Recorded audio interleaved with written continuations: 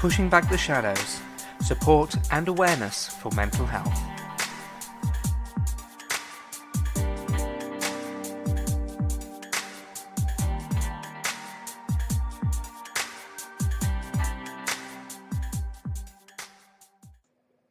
Hello and welcome to episode 27 of the Pushing Back the Shadows podcast.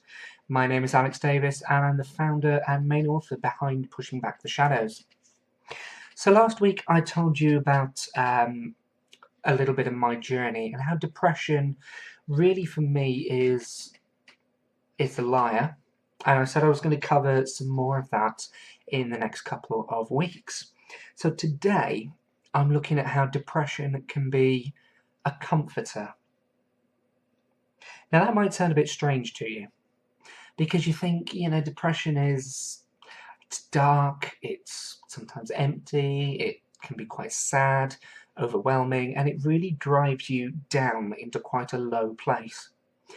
But oddly enough, I find there's something comforting in that.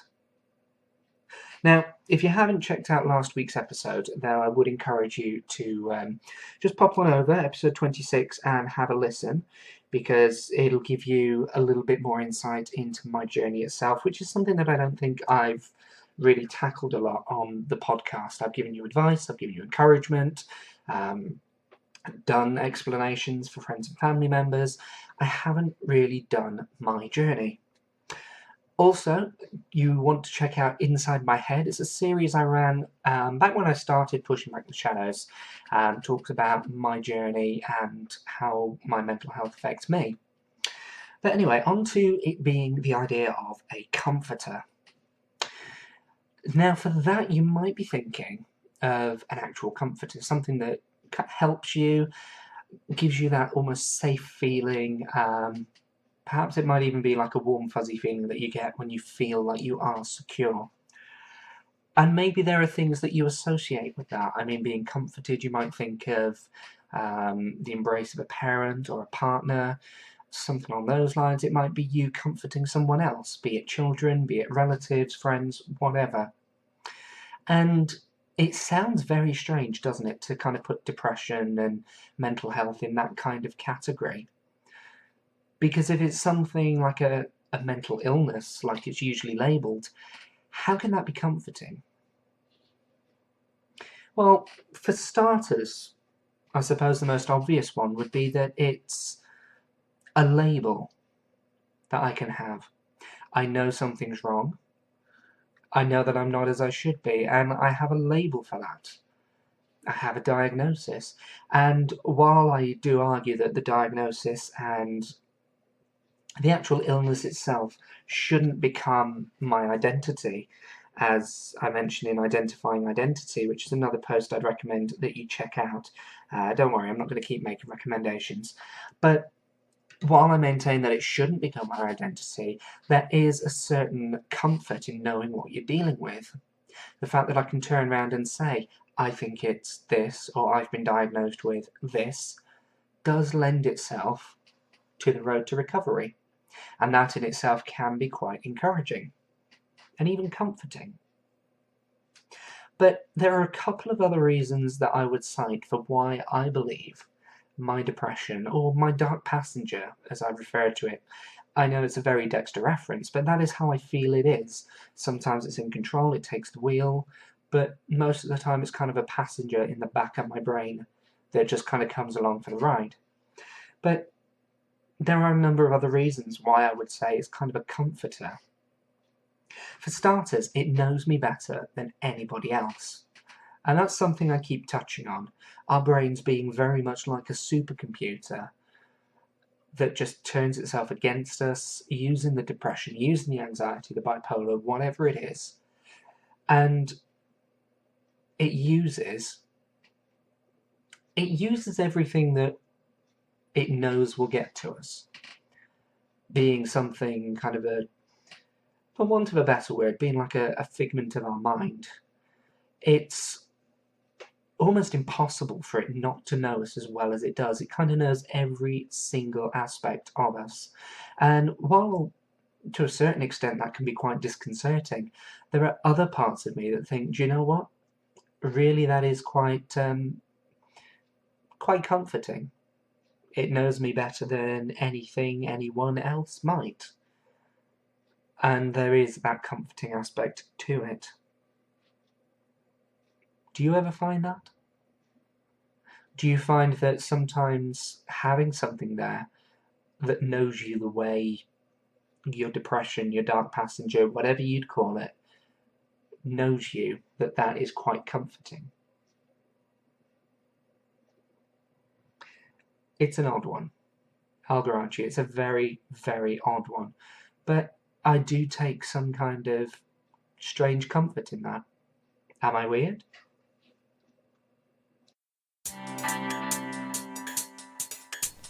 You're listening to Pushing Back the Shadows.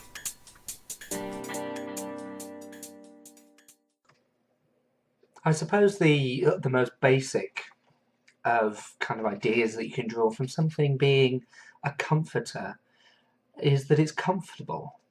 And that's kind of my next reason for thinking of depression a bit as a comforter. You see, it's something that I've got used to now. I know that there are going to be the good days, there are going to be the bad days. Admittedly, not so many days where it's kind of in the middle. It's either good or it's bad, which does sound more like bipolar, but that's a separate issue that I'm still tackling with the doctors. But the depression itself, it's familiar. And in that sense, it's comfortable. I know roughly what to expect. Okay, every morning is a mixed bag. I don't know whether it's going to be a good day or a bad day. Sometimes it's a bad day from the minute I wake up. Sometimes I crash halfway through. It doesn't seem to matter what kind of day it is. I know effectively what it says on the tin. I know that if my depression is going to strike, I'm going to go quiet. I'm going to get quite empty, quite numb. And I'm not really going to want to do anything other than kind of retreat into my own world, perhaps play a couple of video games, something along those lines that I can do without really putting any thought into it, without having to do anything, to leave the flat, anything. And I know what to expect, so it's familiar. And it's comfortable. And I guess right off the back of being comfortable, it's difficult to want to get out of it sometimes. Because change in itself is not comfortable, is it? And we find that. We find that really we don't want to make the change because it's not comfortable. So with that familiarity comes that comfort. It knows me. I know it. It knows how to...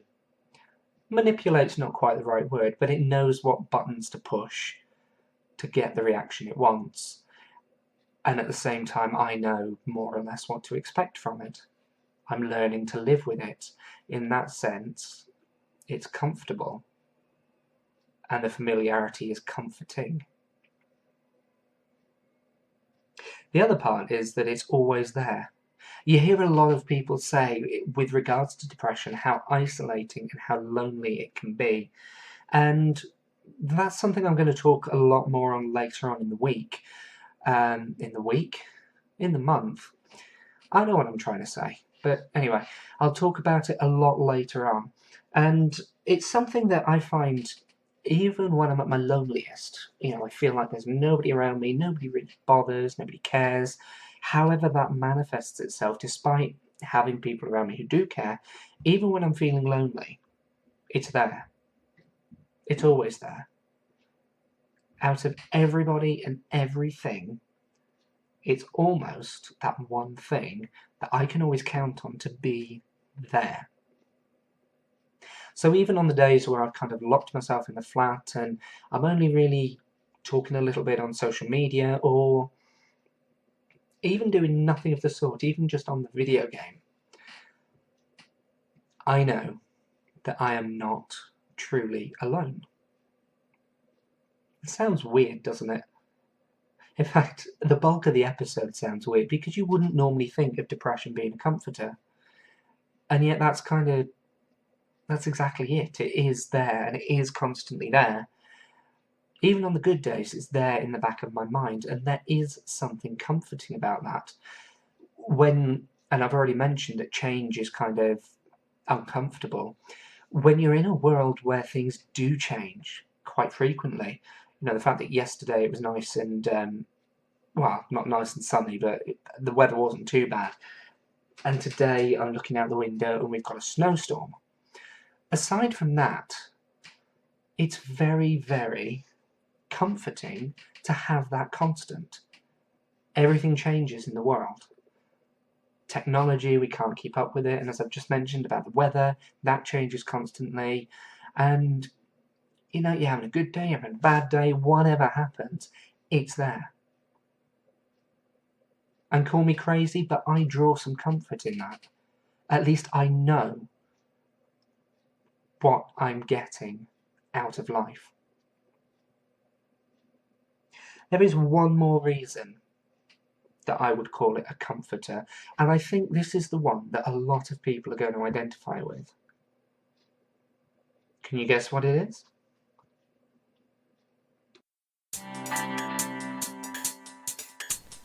You're listening to Pushing Back the Shadows.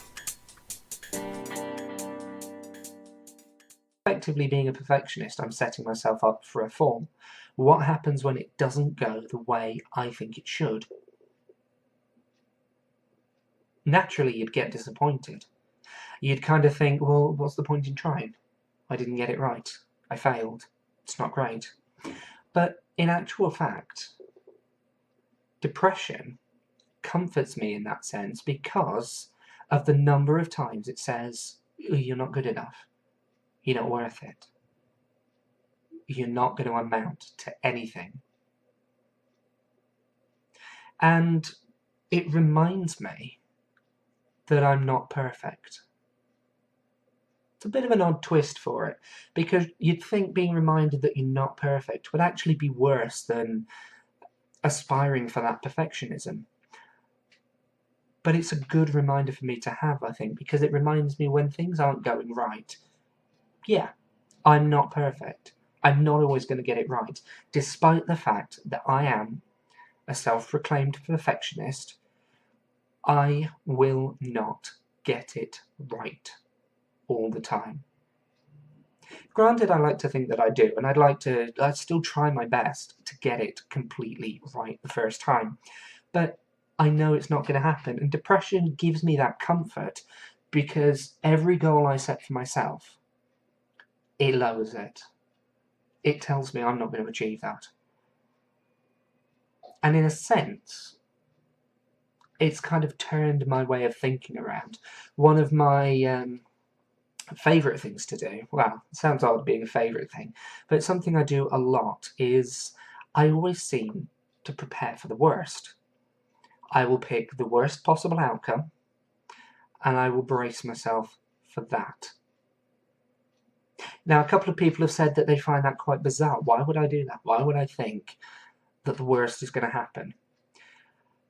And, okay, it's taken a bit of thought, but my argument would be, well, actually, I prepare for the worst, and everything else turns out to be actually quite a nice surprise.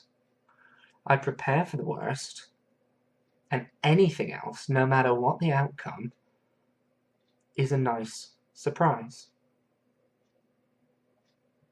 Think of it this way. You have a subject that you don't like, be it, well, for me it's maths. I hate maths. And what I'd done, because with my GCSEs, those of you who are kind of English, UK based, will have heard of GCSEs. Your exams that you do kind of when you're about 16.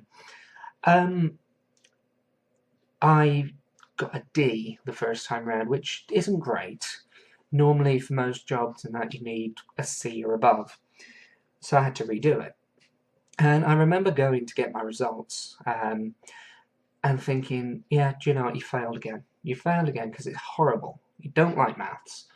Even though you understand bits of it, you really don't like it, you hate it, you can't remember what you're doing, etc, etc, etc. And I really prepared myself for the fact that I'd failed. So you can imagine my surprise when I actually opened the envelope and I had a B. So, realistically, it comforts me because it reminds me that I am not the perfect person And off the back of that, it reminds me that I don't have to be that perfect person. It reminds me that I really don't have to be perfect. I'm allowed to fail. I'm allowed to get it wrong. I don't have to be perfect. So there you have it, my couple of reasons why I believe that it is a comforter. Now next week I'm going to look at something that I'm sure a lot of you are familiar with, and that's how depression for me is darkness. I'm sure it all sounds like you know what's going to happen, what I'm going to say, but let's have a look next week and see why I believe depression is a darkness.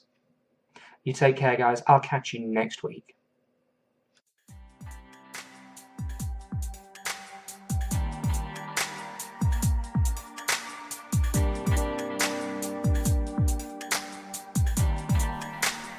You've been listening to Pushing Back the Shadows. To find out more, head over to pushingbacktheshadows.com and hit subscribe to get all of our latest updates straight to your inbox.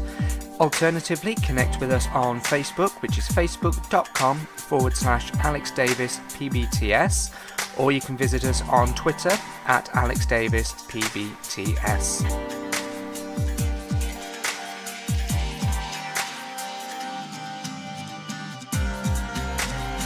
Enable Pushing Back the Shadows to continue supporting people in the mental health community, their friends and their family. By pledging just $1 a month, you could help us to continue supporting people with depression, with anxiety, with bipolar and other mental illnesses. You can also unlock exclusive rewards, behind the scenes, sneak previews of upcoming posts and much, much more. So head over to www.patreon.com/Alex Davis PBTS to find out more.